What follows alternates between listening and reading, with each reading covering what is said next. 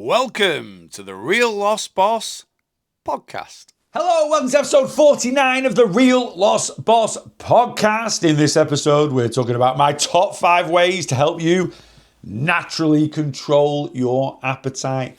This is kind of a follow-on from episode 48, though it is going to stand on its own merit because it's really important, whatever weight loss method you are currently using, you do need to learn to control your appetite naturally.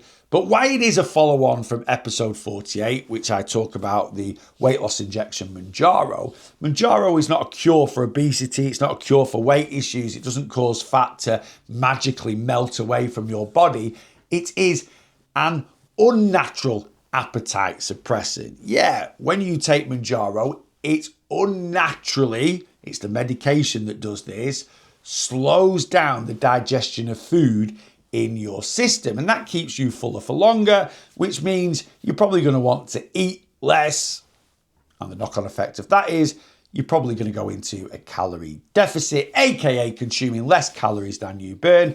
And you do that consistently, you lose body fat. But whatever weight loss method you are currently using, part of, being on a weight loss journey is, learning how to control our eating. So not only do we lose our weight, but once we've lost our weight and hit our goal, we can maintain those losses.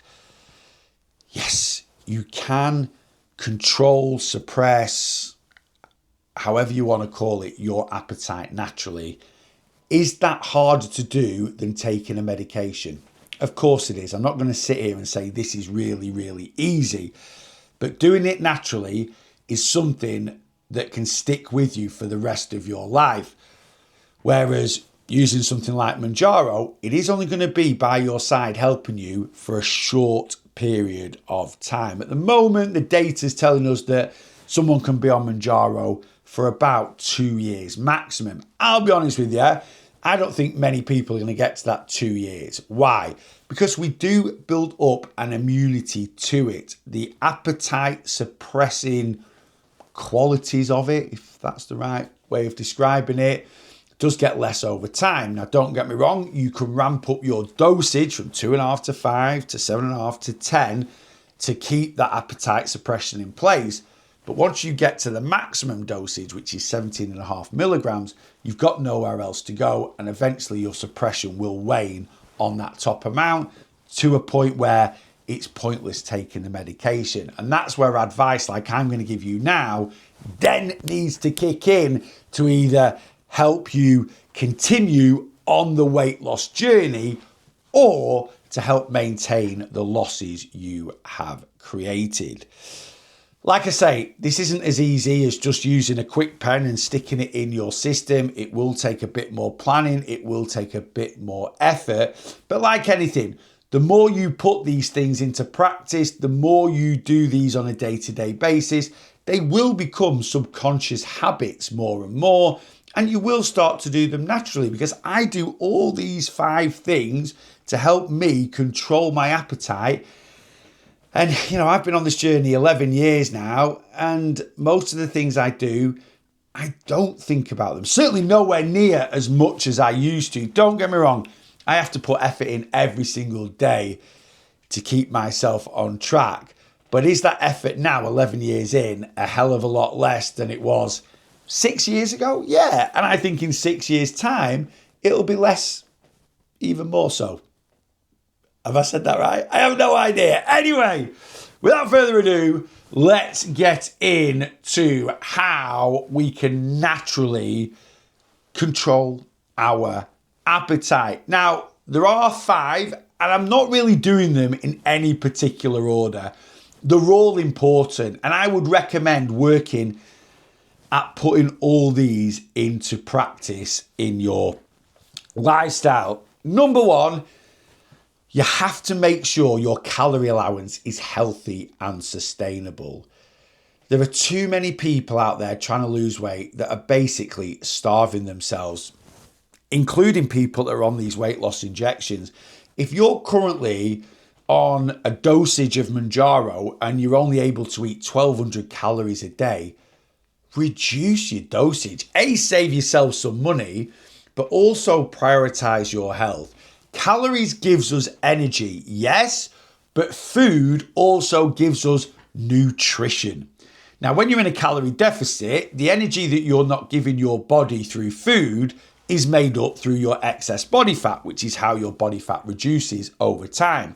One thing body fat does not have, it doesn't have nutrition, it doesn't have vitamins, it doesn't have minerals, right? You get those from food.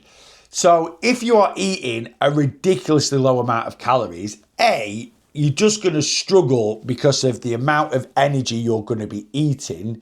It's flipping hard eating 1,200 calories a day. There are people that eat way less than that, and that is physically and mentally exhausting, but it's also, you're going to be bordering on malnourishment. Your calorie allowance should be based on the amount of calories you burn. I see way too many people plucking numbers out of thin air for the calories that they're going to stick to. But if you don't know your calorie burn and your calorie allowance is not based off the calories that you burn, it's wrong and it's probably going to be unsustainable. Now, I always recommend a calorie deficit of 500 calories less than you burn. So if you burn 3,000 calories in a day, eat 2,500. And if you're consistent with that, on an average, over time, you'll lose about a pound a week, about a stone every 3 months, or about 4 stone in a year. If you work out your calorie allowance and you're an adult, male or female, doesn't matter what height you are, doesn't matter what age you are, if your calorie allowance to put you into a deficit works out, and you should be looking at all this, irrelevant of what weight loss method you're on, because calories are king when it comes to fat loss. But if your calorie allowance for fat loss, your deficit is less than 1,500 calories a day, you either need to, you've either worked out your calorie allowance incorrectly, you either need to move more, or you don't need to lose weight in the first place. A lot of people out there on weight loss journeys that actually don't need to lose weight. Anyway, that might be for another podcast. But you need to have a healthy, sustainable calorie allowance. You need to understand what that is. And whether you're, doing Slimming World or Weight Watchers or the ketogenic diet, whether you're doing Mounjaro, you need to make sure you are still nourishing your body and also giving it enough energy. And if you're not, you are really going to struggle to control your appetite. If you want to know what your calorie allowance is, come join my community. I will put the details in the description of this podcast. My community is literally £5 for your first month using code WELCOME. Now, it depends when you're listening to this podcast. Could the price go up at any point? No, honestly, for the foreseeable future, I mean, if you listen to this in 10 years' time, there's a chance it might be a little bit dearer. But as it stands, it's £5 for your first month using code WELCOME. And as part of a subscription to my community, you get a full calorie breakdown and you can then see what your healthy, sustainable calorie allowance is. But if your calorie allowance is not healthy or sustainable, you're going to find it much harder to control your appetite. All right, number 2, structuring your calories correctly throughout the day and throughout the week. Really, really important. Something I've done from the beginning of my weight loss journey. Now, don't get me wrong. My plan is based on my own journey and the things that I put into place, though it is very flexible and it can be moved about to suit individuals. But I totally understand a lot of the advice I give could be anecdotal. And what I mean by anecdotal is it's worked for me. But just because it's worked for me doesn't mean it's going to work for everyone. But I've been an online weight loss coach since May 2021. I've worked with one-to-one clients that have done more than 4 check-ins with me on my plan, over 700. And I'm coming up to 4 years. And over the last 4 years, my clients have lost combined nearly 14 1,000 pounds of body fat. So I can quite confidently say I have developed my plan into something that does work for the majority of people. And a big part of my plan is structuring your calories. I've just found that if I go long periods without eating, especially when I start eating, I'll explain a bit more about that shortly, but if I go long periods of time without eating, it increases hunger in my body to the point where if I go too long, I then find it for the rest of the day extremely hard to control my appetite. So my calorie structure is 400 calories for breakfast, 600 calories for lunch, and 800 calories for tea. It's not set in stone. It's just kind of an average benchmark. Sometimes breakfast is 350, sometimes it's 450. Sometimes lunch is 500, sometimes it's 650. Again, sometimes my tea is 650, sometimes it might be 950. It's all about averages. That makes things a lot easier to stick to. But I have that structure as a guide. And I tend to consume 3 main meals a day: breakfast, lunch and tea, or breakfast, dinner and tea, or breakfast, lunch and dinner, depending on where you are in the world. And I tend to have 2 snacks, one mid-afternoon and one evening. And again, that's not set in stone. Probably twice a week I don't eat breakfast. Probably 3 or 4 times a week I don't have a mid-afternoon snack. But on a whole, that's kind of how I structure my calories. My mid-afternoon snack is normally about 200, and my evening snack is again around about 200. When I said at the start of this point, from when you start eating, when you first consume food, it doesn't kickstart your metabolism, but it does start your digestive system. It does get that moving. And when your digestive system starts moving, that is kind of your switch for the day to say, I'm going to need food. So, for example, what I mean by that is sometimes I don't eat breakfast. Sometimes the first time I eat is 12, 1 o'clock. But as soon as you start eating, you then need to structure. I recommend getting something in your system every 3 hours or so, and that will really help you control your calories. Like I say, could it be a little bit anecdotal? Yeah, but it's the way I've structured my plan for a lot of my clients. I'm not saying all my clients religiously stick to what I say, but yeah, it just works. And, you know, why I started doing the structure, or the way I structure my calories, is just talking to, when I was a one-to-one personal training client, talking to friends, family about their eating patterns. You know, I ask them, when do you struggle to control your appetite? Big one is when you get in from work. And I'm like, right, so what time do you have your dinner? 12 p.m. What time's tea? 6 p.m. What time do you get in from work? 5 p.m. And you don't eat anything from 12 p.m. No. And then when you get in from work, what happens? Well, I raid the crisps. I raid biscuits. Right, okay. Well, how about this? Why not eat something about 2, 3 o'clock? I'm going to tell you what to eat in the next point, but why don't you eat something about 2, 3 o'clock in the afternoon, right? And then, you know, that will keep you going until your evening meal. And what it will do is, you know, if you're hungry at 3, but you try and hold on till you get home from work, you've gone too far. And then you're kind of kicking into that, I need food, I need food, I need food. And when you're getting from work and you're tired and you've been busy and this, that, and the other, it's just a lot easier to jump in to those convenient foods. So, you know, like I say, I'm not saying this works for everyone, but I do like and it's not even a little and often philosophy.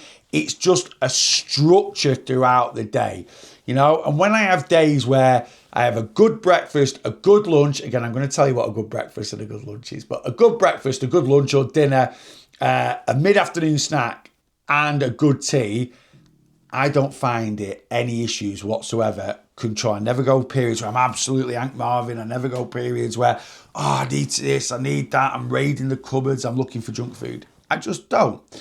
Now, I also said structuring your calories throughout the week. I'm a big believer in banking calories for the weekend. We need food freedom.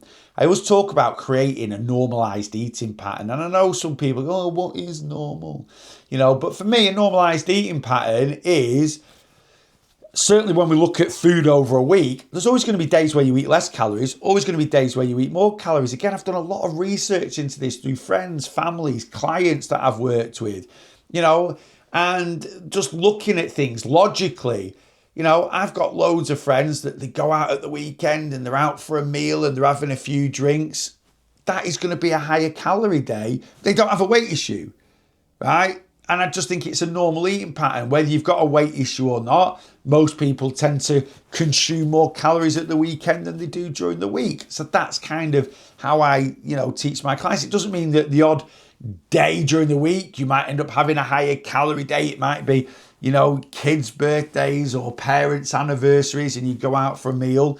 But most of the time, if we're looking at things proactively and planning, most people 9 to 5 sort of Monday to Friday routine, everything sort of in order. We find it quite easy to control our calories. So I get my clients to eat a little bit less Monday to Friday, and that gives them the freedom to eat a bit more at the weekend when you might be going out for a nice meal, or you might go to your local pub for a couple of drinks in an afternoon or at night time.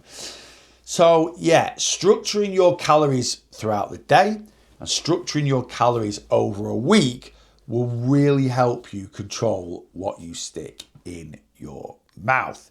All right, number 3, how I said in number 2 about a good meal, things to eat. So I promote a certain way of eating, and that is a high protein, high fiber, high volume diet, alongside a good amount of hydration. All those things. So I always say you can eat whatever you want to lose weight, and you can, right? If your calorie allowance is 2,000, if you burn 2,500 calories a day and you eat 2,000 calories a day consistently of double cheeseburgers from McDonald's, right, you will lose body fat. But if you ate, so 2,000 calories is 4 double, so you can have, for 2,000 calories, you could have 4 double cheeseburgers and 1 single cheeseburger.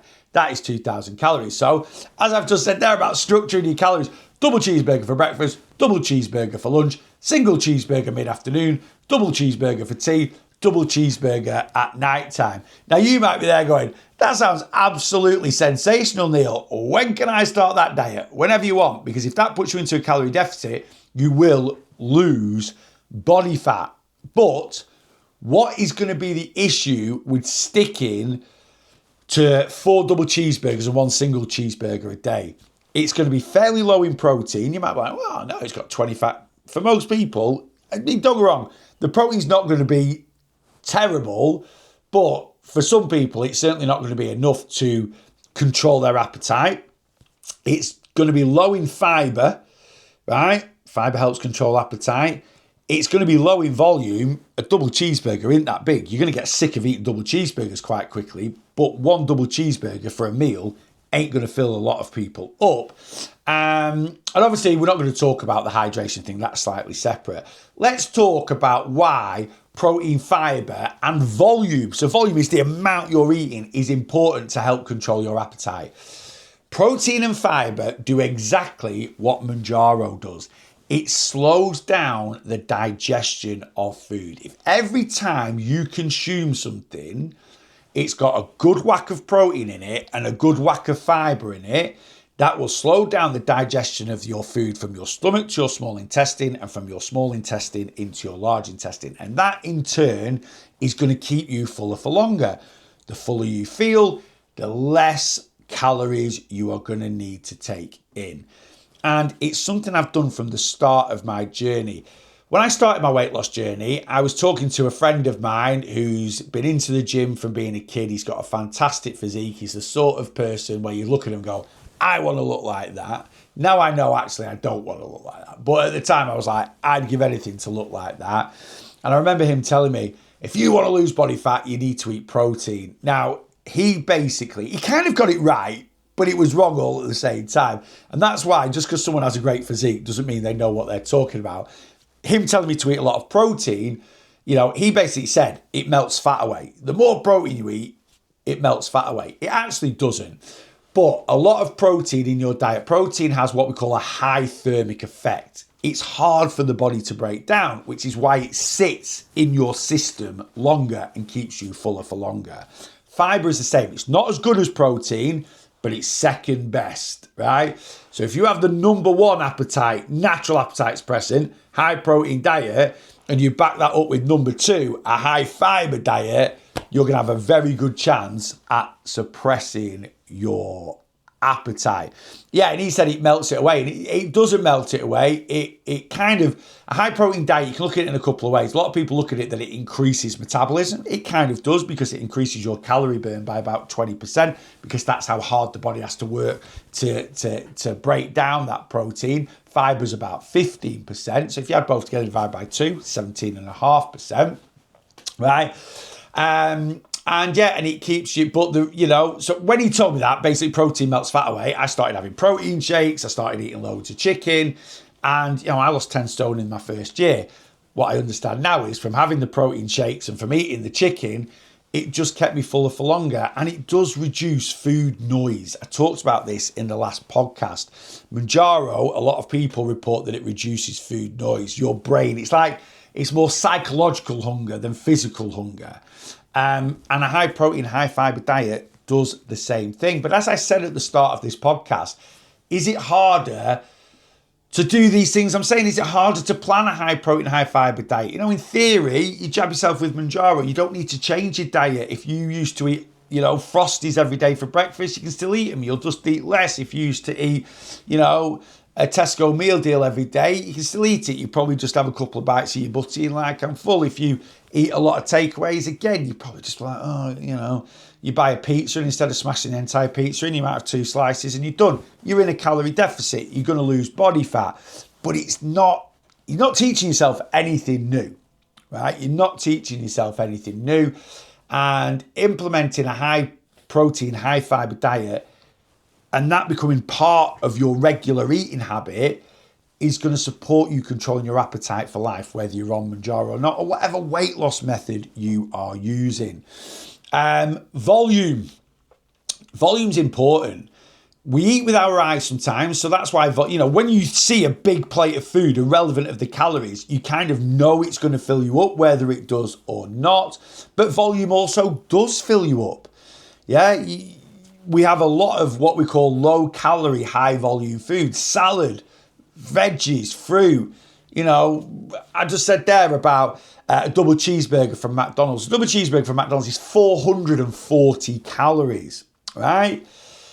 For 440 calories, you could have, I'm trying to get this right. Well, you could have nearly 2 kilograms of cauliflower.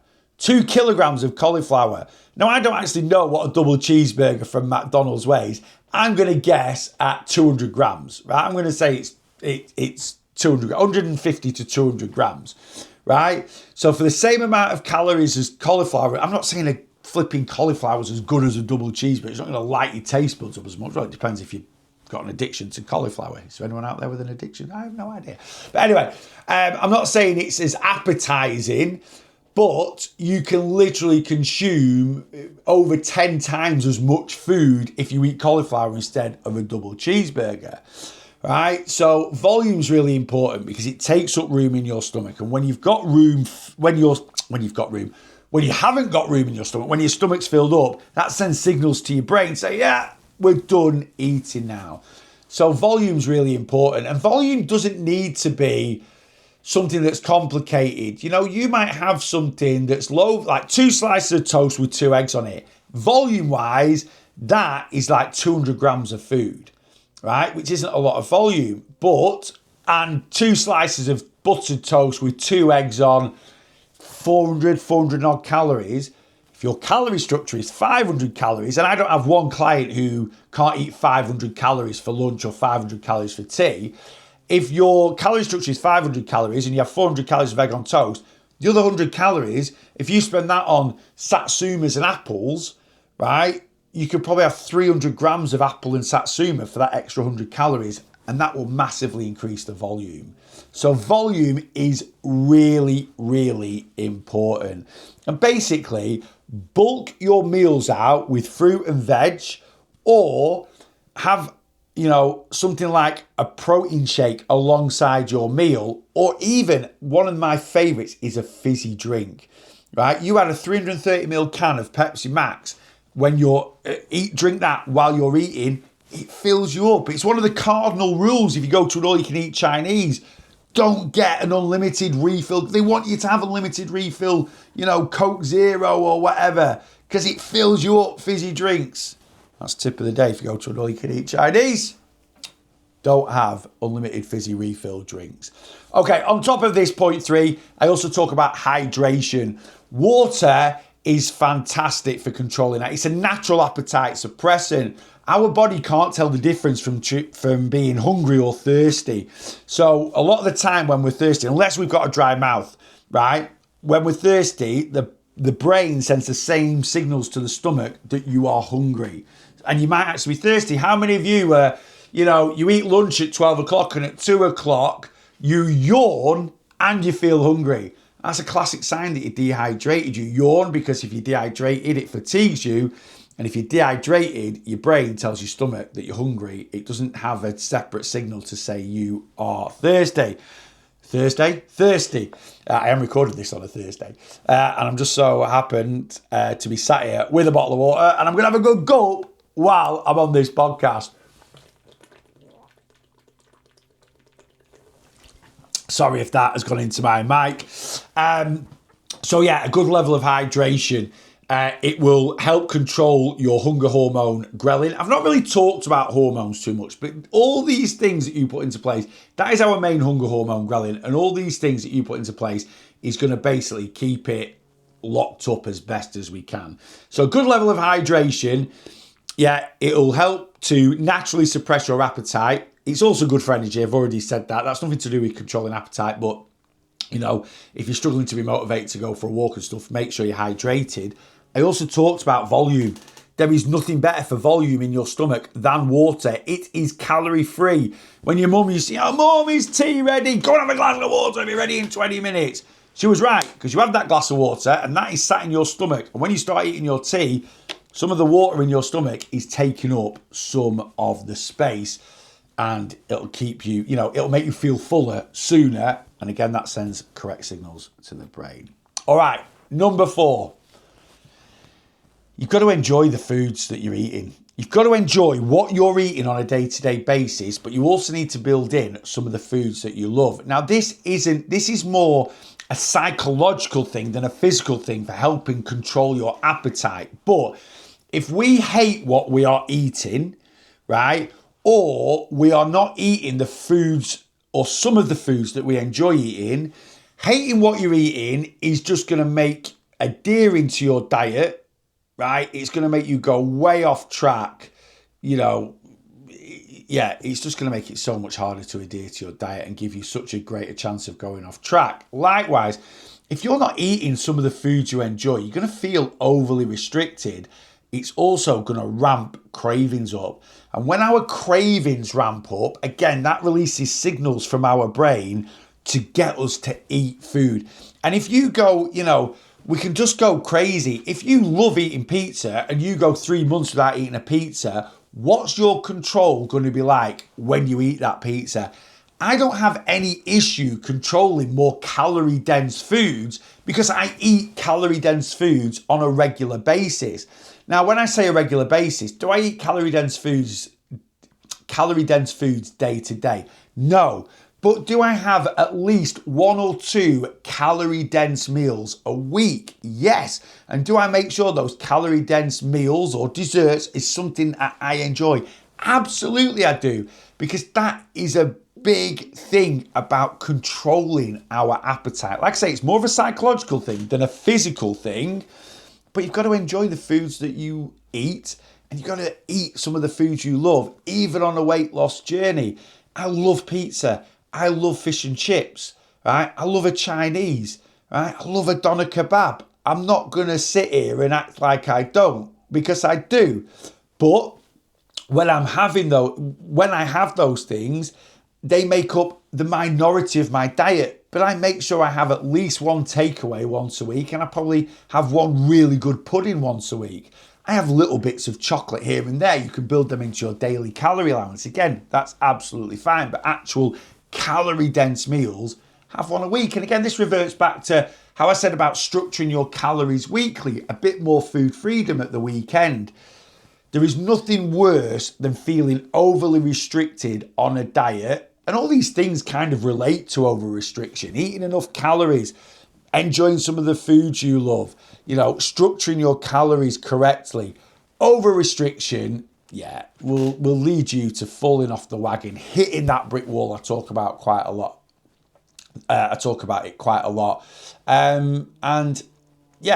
You've got to make these changes. So enjoy some of the foods you love. Obviously, if you're doing that too much, you're going to struggle to stick to your calories. There is a little bit of a balance, but that's why I always coach an 80-20 split. 80% of your diet, healthy, nutritious, foods that support, loads of protein, loads of fiber, and 20% of your calories. Eat whatever you want. And trust me, that will help you control your appetite. All right, and the last one, number 5. And this is something not many people do, right? They just go headfirst into a weight loss method without thinking about why they ended up where they are at with their current weight issue. And the biggest factor that a lot of people don't address is their emotional eating issues. You can jab Mounjaro, you can have bariatric surgery, you can cut out carbs, you can do all these things for months and months on end and lose loads of weight, but if you don't solve your emotional eating issues, they will come back and haunt you, and they will massively affect how you control your appetite. If food is your coping mechanism for negative emotion, and that's what it is, so whether it's a bit of stress at work, a bit of stress with your kids, whether you're angry over something, whether you're scared of something, whether you're just lonely at the moment, we have to address all these things. These are all negative emotions. Everyone needs a coping mechanism. And the biggest coping mechanism in the UK is food. Why? Because 30 million people have a weight issue. Now, I'm not saying every single person with a weight issue is an emotional eater. I always say there's different levels of obesity or different levels of weight issue. I was 37 stone when I started my weight loss journey. You don't get to being 37 stone because you've got a little bit of poor portion control and you're a bit lazy. I got to 37 stone because I hated my life. Everything that was going on a day-to-day basis dragged me down, and the only thing that I had by my side to get me through life was food. I ate food whether I was hungry or not. I just used food. Whenever I was stressed, I ate food. When I was angry, I ate food when I was hungry as well. Angry, I ate food. When I was lonely, food was there for me. When I was scared, and I was scared a lot of the time. It's a very scary place, the world, when you're 37 stone. Food was there for me. Negatively, but at the time when you're eating it, you don't think like that. You don't care. A lot of people don't want to face the fact of why they overeat. And like I say, a lot of people think they overeat because, why have you got a weight issue? Well, I just make a few bad food choices. My portion control's not great. I don't exercise. I would say for the majority of people, so more than 50% of people that have a weight issue in the UK, their issues for having for being overweight, for being obese, for being morbidly obese is more, I guarantee it's more deep-rooted than just poor portion control and not exercising or not burning enough calories on a day-to-day basis. Certainly was for me. And the only reason I've had the success I've had, and I'm not saying I'm a skinny mini, I'm not saying I'm a superstar when it comes to weight loss, but I have lost 250 pounds. I've maintained that loss for 7 years and counting. I did what I call a first weight loss phase. I've had other weight loss phases since then, but in my first weight loss phase, I actually lost about 245 pounds.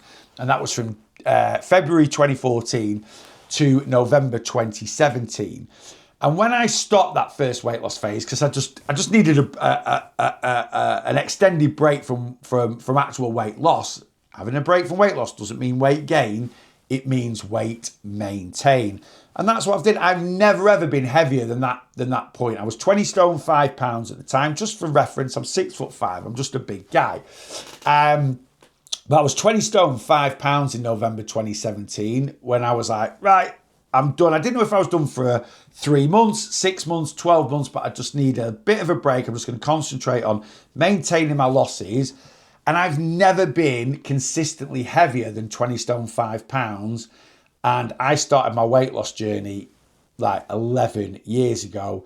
And it's about 7 years since November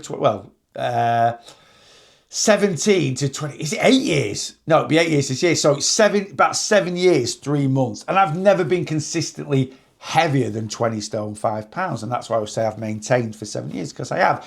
I've been lighter than I've been quite a bit lighter than 20 stone 5. I'm a bit lighter now. I'm about 1.5 stone lighter than the 20 stone 5 pounds that I was when I stopped my first phase of my weight loss journey.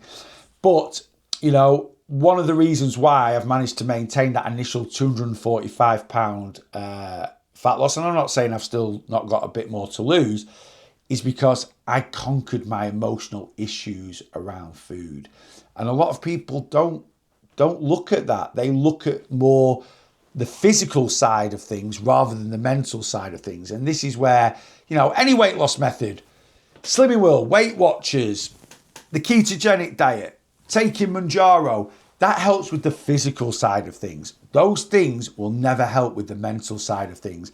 And if you want to learn to permanently control your appetite, you need to knock your emotional eating on the head. You can't do it permanently, but, you know, I used to emotionally eat all day, every day, right? There was always a certain point of the day, something that triggered me to where I was eating food, not because I was hungry, but because it was a distraction from what was going on in my head.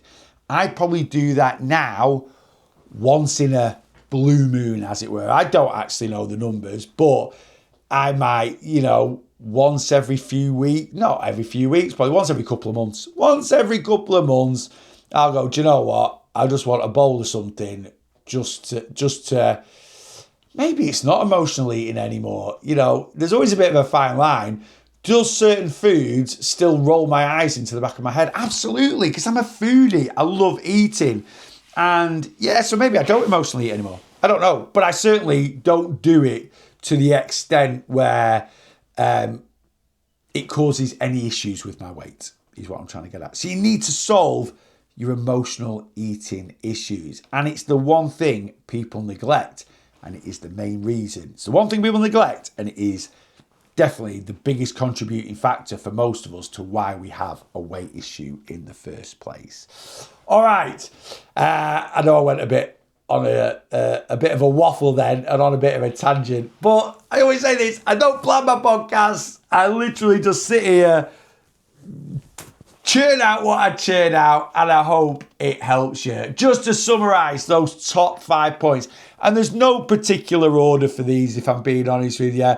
Number 1, make sure you're eating a healthy and sustainable amount of calories. Number 2, structure your calories correctly daily and throughout the week as well to help you, you know, create a more normalised eating pattern and to help sort of control that appetite. Of course, control appetite, Neil. That's what the podcast is about.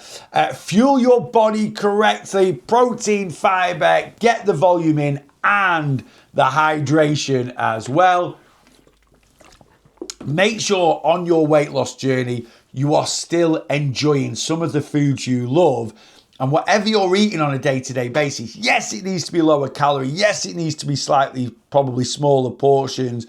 It can still be tasty. So make sure you are enjoying the food you love. If you're struggling for ideas, check out my playlist, my recipes playlist on YouTube. I think there's 23 or 24 recipes on there that are low calorie, high protein, decent amount of fiber, easy to make, and most importantly, they taste good. And last but by no means least of that 5, you've got to sort your head out. You have to sort your head out. Right, that's it. I feel like I have done a podcast similar to this in the past, but maybe it's a little bit of a refresher. But I do think it follows on quite well from the Mounjaro one, where, you know, you might be there thinking, right, well, how do I get this appetite under control if I'm not going to use Mounjaro? Well, put these 5 points in. And it's not a quick fix, by the way. I don't want anyone to think that. I don't want you to think it's going to be, right, I'll just put this in tomorrow and that's it. I won't have to, you know, worry about controlling what I stick in my mouth. No, it's always going to be a work in progress. It's always going to be, there's always going to be a decent element of effort that you're going to personally need to put in to keep this journey going, to not only lose the weight and maintain those losses. But if you put the natural appetite suppressants in, you're not going to need the unnatural ones, and it will support you for the rest of your life in keeping your weight issues under control. Right, that is it. I'm definitely out now. As always, guys, whichever way you are watching me, until it's the next podcast or the next weight loss vlog or worth the calories video or recipe video, or just if you jump onto any of my social media lives, make sure you are bossing your weight loss.